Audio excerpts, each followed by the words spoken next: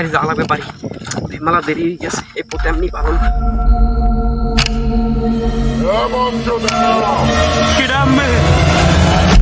তুই কি জানিস না এই পথ দিয়ে চলা নিষেধ? 100 বছর আগে এই গাছটার সাথে 40টা শয়তান বাইন্ধে রাখছে আমাকে মোটা সারে। ভুল করলি তুই বৎস, চরম ভুল। ধন্যবাদ আপনাকে। তাহলে তো আমি ভুল করে লাইছি, আমার তাড়াতাড়ি যাওয়া উচিত, আমি যাই।